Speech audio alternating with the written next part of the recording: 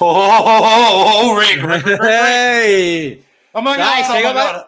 What a night to have to work when that episode dropped.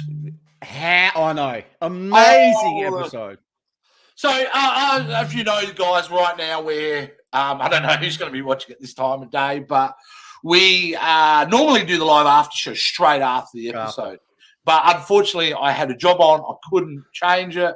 Got home about 3 or 4 hours after it launched. All right, so I get home about 4 hours after launch, watch it. I can't sleep. That episode, Scott, it was an exposition. It just answered so many cool things. Yeah. I mean, it really did, you know. I mean, because I rang you on the way home from my job. Yeah, it did. I said to you, Rick, if you're saying it, and you went, yeah, you go. I said, what's it like? And he goes, oh, mate, it's fantastic. And he gave me some sage advice. There was an after credit scene, which I indeed did watch. That's it. I indeed did watch. So let's get stuck into this. And I think this is an episode where we have to go beat by beat, Rick, because there are so many twists and turns and so many different aspects of Wanda's life that we cover in this episode. You know, we really get into some really dark stuff, don't we? It was a dark episode in some of the scenes. Jeez. Oh, mate. And it started off straight off the bat being a dark episode because we actually start going back to like the 1600s. The episode starts in the 1600s, and basically we see Agatha, being tied to a pole, and all these people around her. So, you know, straight off the bat, I'm like, oh wow, they're burning witches at this stake. Yeah, so it was kind of like, they're going to burn her. But then you quickly find out. Well, and I mean, you quickly find out that, they're all witches, but they're pissed at her, Rick. Yes, because she's dabbling in the dark magic. She's not supposed to. No. That's right. She's going above her lot in life. She's going over the boss's head, basically. And the boss being her mother. Yes. Right. And so, being that these witches are a corporate entity, they've decided to overthrow and stage an internal coup and basically kill her, don't they? Kill her. Yeah. That's the plan, to kill her. But they obviously, and again, I don't want to go in this whole episode explaining everything, but I found it fascinating that they went for it when they were trying to kill her, you know, and it's, and you know, you go, wow, Marvel's getting into witchcraft, Rick. Like, there's no area they're not. It's been in the comics for a long time. Back in the 60s. But I was surprised they've gone down this pathway. But to have that scene with all attacking her, and then she's messing with them the whole time, man. Yeah. She's messing with them. She's just like, oh no, and then boom. Her mum's like, she reverses those powers against her. And dude, how cool did it look when all their like soul or life was being sucked out of them? Visually, how good did it look? It was just amazing. You wouldn't think you were watching a TV show. It's horror imagery, isn't it? It's like a zombie thing. Oh my god. Yeah, but what's real dark? She kills her own mother. Kills her mum. Yep. So she can. She hasn't got she says she hasn't got control of this dark magic and it's taking over and she wants to do good. And then her mum just didn't even give her a chance. She's just not at all. No. Bang, and then it's on. It's on for young and old. So wow, and that was just it was mate, what an intro! That's the intro to the episode, isn't it? Yeah. And we basically start off in that, and then obviously we click straight over to the final scene that we saw in last episode. So she's in that room. Yep. And remember, Rick, I think I'd said to you last week, see all those different symbols? They must mean different covenants and all that, but it doesn't mean that at all. It was completely wrong. No. They were spells. Incantations, weren't they? Kind of each one meaning so basically block any witches by using their power except the witch who put the hexes on there. Or power, So, Mm-hmm. And then she said, you didn't know that. Like, you didn't know the basics. You don't know that. You don't know that. And what's cool about that now is we get into a very Charles Dickens-esque episode. It does remind you a bit of the Christmas Carol because we do what is a parallel to the Ghost of Christmas Past, Present and Future. But they do it in ways going through her life. So it's a mix between that and This Is Your Life. And wow, Wow, man, like they go straight back to that moment that she discussed in Ultron about when her and her brother, Pedro. And they start really freaks her out. You see everything. The fact that the dad had a DVD collection of all the old shows, and they would watch Dick Van Dyke show. And they show some of these, like Malcolm in the Middle. They actually show footage of the real shows that they were. That's right. That they were paying homage to, which I thought was fascinating, and they kind of brought it all together. And it implanted that when the bomb does land with that Stark Industries bomb, we get to see, which she had told that story. She explained that story. Yep. We get to see that play out in real time. And then one of the biggest shocks hits me out of the blue, and Agatha basically says to her, "How come that bomb didn't go off?" That's true, yeah. Because she was a witch. She had the power in her all along. But she just didn't know it. So we thought the Power Stone gave her those abilities. And as we go along with the episode, we find out the Power Stone actually just unlocked her abilities. So they're there all the time. Which, Rick, you tell me whether I'm right or wrong here. Is that not similar to what mutants are? Mutants are kids who they don't reach their powers until they hit puberty. But they've always had it within them. They've had it. That's right. That's right. They've had it. So is Wanda a mutant? Has this opened the door now for the X-Men? Because if Wanda's like that, why can't hundreds of other kids all around the world be the same thing? So I think Marvel purposely, this is a strategy to help explain the introduction of mutants into the universe. So it was a very disturbing scene, though. It was It didn't explain much about her brother. Only obviously Wanda's side. No, it's really focused on her. On her. So it says to her parents probably had some sort of links to the Covenant or grandparents or something. So it's in the bloodline for sure.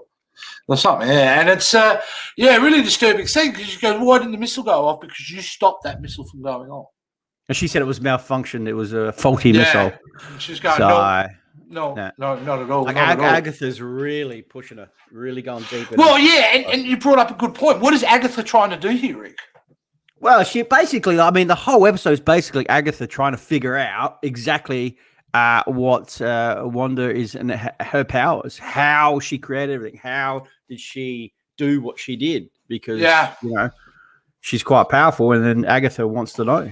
She wants to, She wants to know how she did it. Because even someone with Agatha's power can't figure out how she did it. Goody Two-Shoes, who just had some sort of powers, created literally a universe. And that is the quest, isn't it? That's her quest. That's it. But after that, before we bounce on to the next phase, I think, before this, I think as we do every week, Rick, we break the show up. Yep. And there's a lot to get through, and we're very specific. So I do want to start throwing our first. Are you ready for the game show this week? I'm ready for the game. I've got yours ready as well. Okay, ready? So it's time. Remember, you always go first. Up early. So it's time for How Well Does Rick Know the MCU? This is second to last one for the series. So here we go. I've got my deck of cards as usual, Rick. Here we go. Yep. I'm gonna random pick. I've got to channel myself into this. You got to channel yourself. He's got a giant Marvel encyclopedia right next to him. Yes. But here we go. I've picked one out, and today's one is, well, funny enough, we think this guy's going to be in next week's episode. So it's a good one to jump into. Doctor Strange. So we've got the questions now, Rick. Are you ready to go, my friend? I'm ready, mate. Let's start doing this. What is the full name of the cloak that saves Doctor Strange's life in the New York Sanctum? What is the name of the cloak? I've honestly, right now, I've gone blank. The cloak of levitation. Oh, mate. Because it levitates. Yes. I was thinking of something else. Buddy. Good work, I was thinking of something else. No, cloak of levitation. Nailed it. Right. And you got it exactly. So here we go. The next one is, who is the librarian of Kamal Jai when Doctor Strange begins his training? Who's the librarian there at the Kamal Jai? It's the the Asian guy, and he was listening to the headphones, and he said, because he doesn't know. And he keeps coming in, and he goes, yeah. He's stealing the books from behind his back and stuff. One single name. Wong. Good work, dude. Yeah. 2 for 2. When you said one single name, I was like, yeah. All right, let's move on to question 3 here, mate. This is, after she initially rejects him, who convinces the Ancient One to train Doctor Strange? So obviously the one rejects him, and then somebody gets into her ear and says, look, you've got to train him. Who is it? Oh, it's the guy who was following him. And then he turns bad at the end. I can see his face. Again, a single name. Oh my God. Not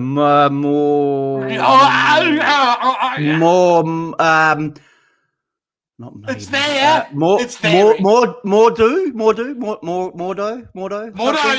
Mordo. Is that it? Mordo. Well done, mate. Well done. You got there.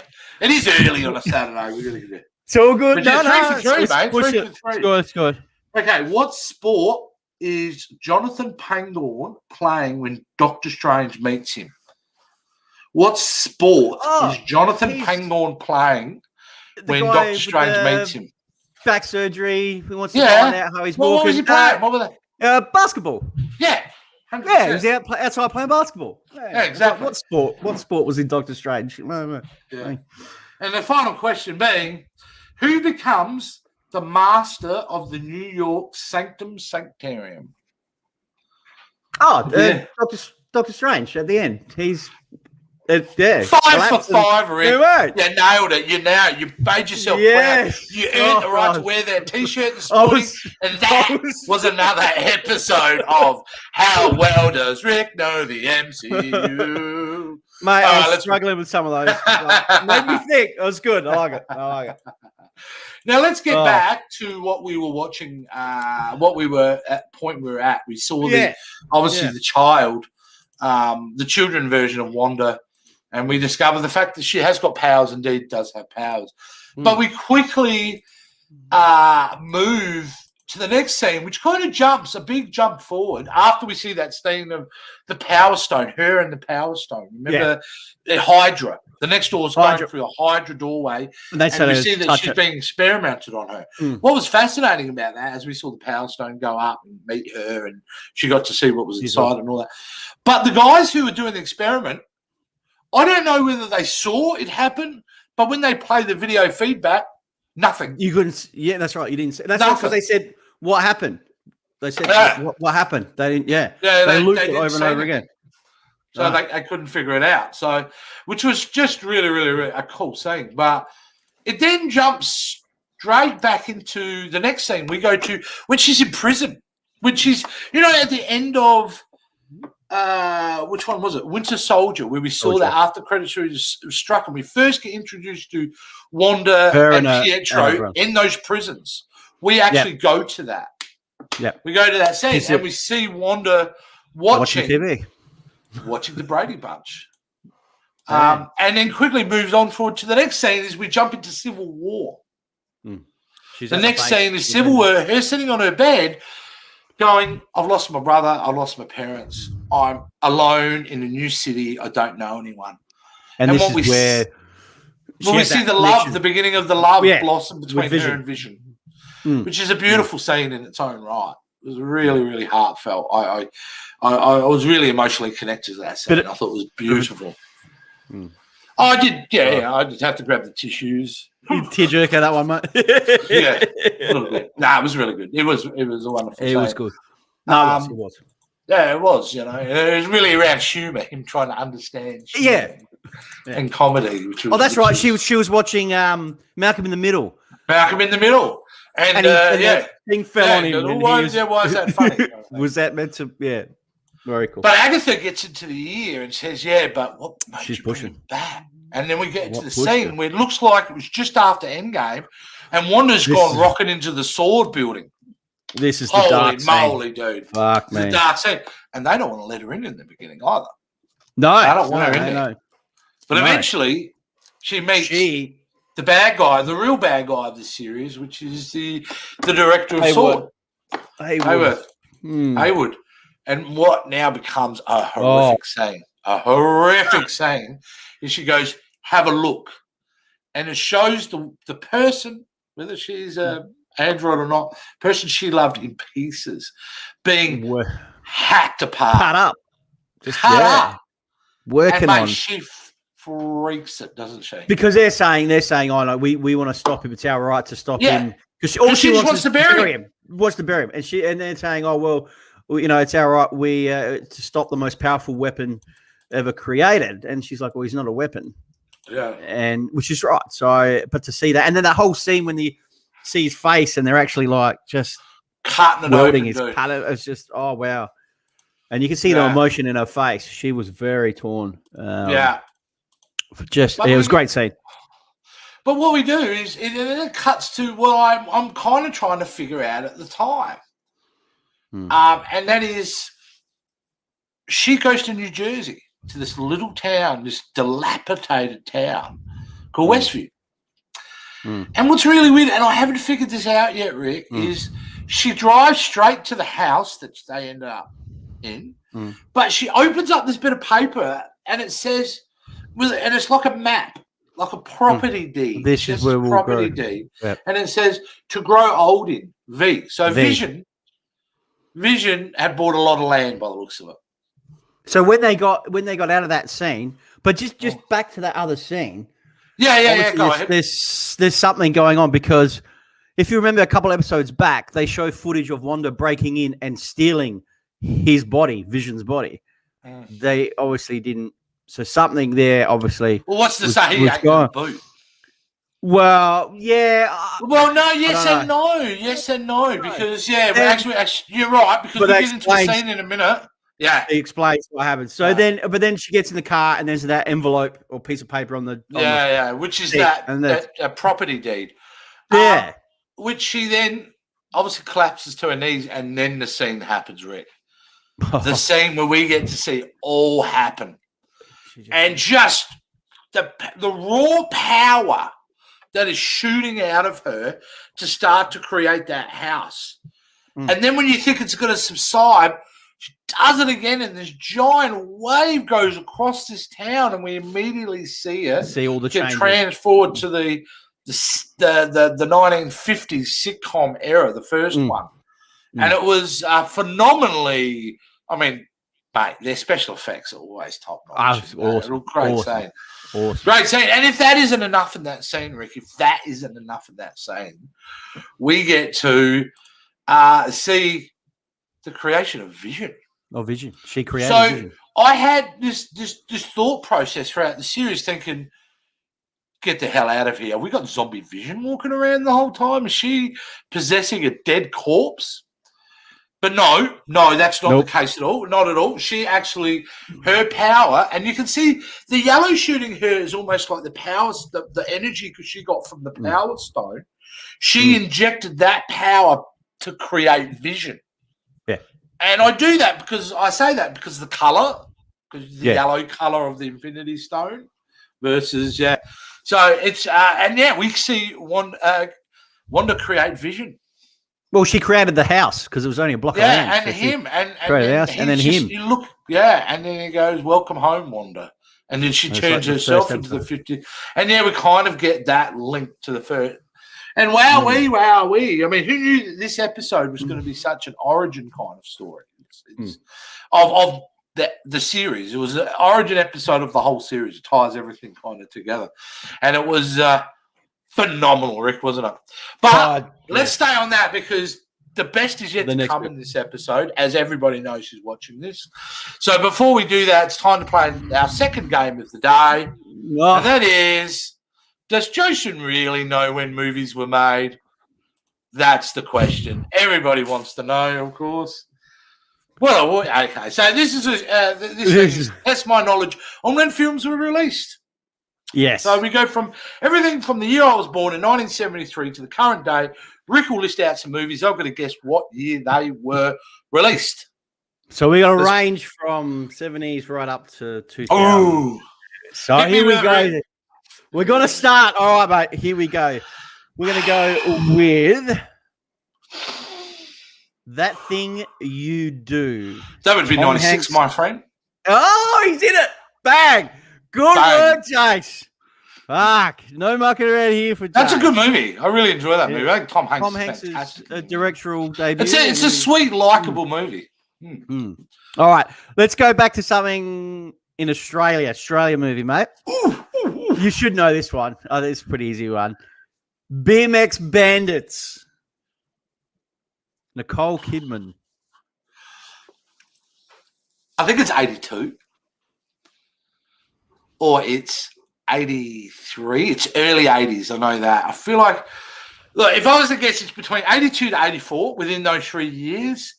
My guess, because I feel like it's earlier, though, because it was right on the precipice of the BMX craze. I'm going to say 82. Oh, so close, dude. You were 83? So 83. But 83. Yeah, 83. I'll take that as a loss. Yeah. Breakdown. Well, you correct. Yeah, I kind of, okay, when the movie was... Okay, that's a loss. All right. 1 out of 2. All right. Here we go. We're going to go to a Denzel and Gene Hackman movie. Crimson Tide. That would be 1995, my friend. Well done, Jace. Good stuff. All right. It's essentially a 90s movie. We're going to go back to another Australian movie. Eric Bana. Great. Love the Beast. Ooh. Great movie. It's a documentary, by the way. Yeah, okay. And fuck, I want to say 8 or 9, but I'm going to say 2009. Oh my god, dude, that's awesome! Yeah, did I get it? 2009. Thank you. It's true enough. Fucking hell, well done. Well done. Last one, I believe. Last one. Okay. We're in the 70s in this one, Jace. Okay. Charles Bronson, Hard Times. The boxing movie with Charles Bronson. Do you know Charles Bronson, with a list of actors, was looked at the Rocky movie? And I know this was based on him doing this film earlier than when Rocky came out. But I don't think it was a long time earlier than that 76 movie. So I'm going to say 74. Or 70. Oh, now I'm thinking 72. I'm going to change my answer to 72. Oh, dude, you're son! 75. Oh, yeah. So I really stuffed that. Well done. No, mate. So I got 3 out of 5 this week, but I'll take that. You did well, mate. No, thank you very much. And, of course, that was... Does Jason really know when movies were made? Well, the answer to that is kind of. Yes. So there you go. All right, now let's get back into this, Rick. Now we're getting into the real meat of the bones here with this episode, right? So where we left Talkoff speaking, she had now created the world, but then it cuts to a studio, an empty studio, and Agatha is there, still clapping. Not knowing how she did it. Clapping and saying well done. And no, she does find at that point she is finding out how she kind of did it.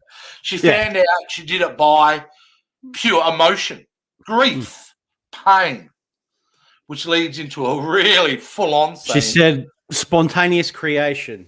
She said you have the ability to spontaneous creation. Which is, I believe, as we go into the next scene and we see Agatha levitating in the street, holding 2 kind of magic ropes around her kid's necks. God, strangling the kids. Basically saying to her, that's chaos magic, which makes you dangerous. Makes you dangerous. You don't know how dangerous you are. Yeah, you don't know how dangerous you are, which makes you super kind of don't know. And we cut on that. The show ends on that. But she She says the famous words that everyone's been waiting to hear. You are a Scarlet Witch. Witch. There you go. Everyone was waiting to hear that. So we get the ultimate comic book reference by calling her Scarlet Witch. And you would think the episode ends there, mate. That's enough. We don't need any more of this. You've given us everything we need, Marvel, here. But no, they don't. They don't. No. And pure typical Marvel fashion, we get the next scene, Rick. And the next scene. And I'm hoping, I don't know how much you know about this character, but I'm hoping you can kind of enlighten us a little bit about it. If you don't, on your head right now, we'll leave it to next week's show. But we get this situation where we see the big bad, the head of sword, in a lab, and they slowly pan from the bottom and show a white Vision. A doppelganger. Doppelganger Vision. In the comic books, Rick, he's known as Spectral Vision. Do you know anything about a Spectral Vision? No, Spectral Vision.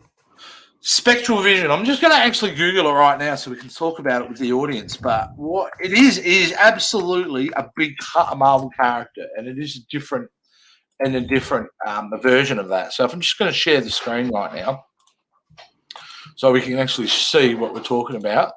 So let's have a look here, Rick. In the Vision in Earth 616 in the Marvel comic book, there is. That's Vision there. All right. But when we get down, we get to what they call, and there are different versions of Vision. And I don't know if we're doing the anti-Vision, but I do believe it is. Sorry, I should go back because I do have actual Spectral Vision here. He's a bad guy. That's what I'm just trying to get at. Looks like I don't know. Yeah. He's a bad version of Vision, right? Yeah. And I'm sure the origins of him in the comic book are very different than what we're about to see. But they've just set up the final showdown. So we have this Vision that is being created who's actually now designed to take down. Yeah. They rebuilt him. They rebuilt him. They said we took him apart, built him. So Sword's trying to make their own weapon now. Yeah. So which means it's Vision against Wanda in the next episode. Huge, dude. Huge, massive.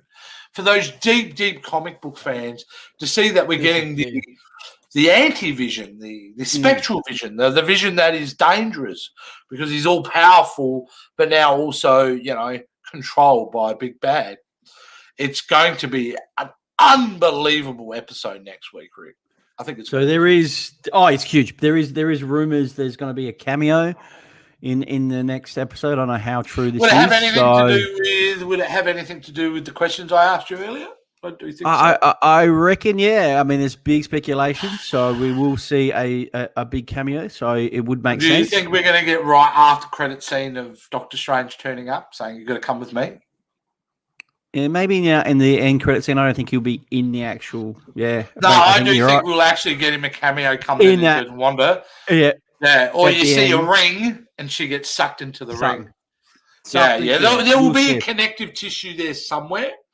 Yep. But really, how epic is this battle going to be next week, Rick? It's going to be huge next week, man. I am just. And is that now? It's not an hour. They haven't been hour episodes. So, 47 minutes. You're getting around that realm. I do think it'll be around the same for the last one. Which will be good. Hence, for next week's show, normally we do it as a 7:30 time slot. I've pushed it back to 8 o'clock just to allow for that extra time for everybody to watch that. Yep. And we're gonna. Josh gonna jump on. I do believe so. I'm hoping he is going to get on for that because it is the finale for this series, for the Wanda live after show series, which I don't know about you, Rick. I've thoroughly enjoyed so far. I enjoyed every about it. And Marvel doing these week-to-week episodes, it gives us something. So it's all set up for next week, mate. I can't wait. I know you can't wait. I can't wait. And then we take a week off. But we were going to no, we're not taking a week off. We decided what we're going to do is a So we're going to do a right in between episode where we're going to talk about the overall experience of WandaVision that we had in that episode after the finale, which then we will lead into our predictions of what's going to happen in Falcon and the Winter Soldier, which will be our brand new live after show series following every episode of that. Cannot wait. So, just wonderful stuff. It's just wonderful stuff. Yeah, it's going to keep. But going, it's been pretty quiet in the comments. I know normally we don't do it this time of day, but no, that's right. But we're hoping everyone. We want to get on board. We want a big discussion next week. We want everyone to get excited about it. We've already put the show up as a show to keep an eye on. So click that follow button and all that kind of thing to follow that episode. But yeah, Rick. Good times ahead, mate. Guys, so far, so good. Cannot wait, guys. And also catch us Monday night as well, Jace. We've got our other live show Monday night. So we just basically touch on some of the stories that happened during the week. Yeah. There's going to be some stuff to talk about. Let's just quickly dive in before the end of the show about one of the stories we'll go deeper into. And I just want a yes or no answer. Are you happy with the title they have given the third Spider-Man movie? Are you happy with it? No. Excellent. No worries. Not a problem. No. I'm still on the fence on it, but we'll talk about that more on Monday night's show. Bit of a tease. All right, guys. Awesome. Thanks for watching as always. Thanks, guys. We'll catch you next week on Wandavision. Don't forget the show Monday night. And don't forget to like, Rick, do your social media. That's it, guys. Like, subscribe, share all our videos, comment, do everything for us, guys. We really, really appreciate it. Thank you so much, guys. We'll see you next week. And have a great weekend, everyone. Bye. See you guys. Bye. Bye.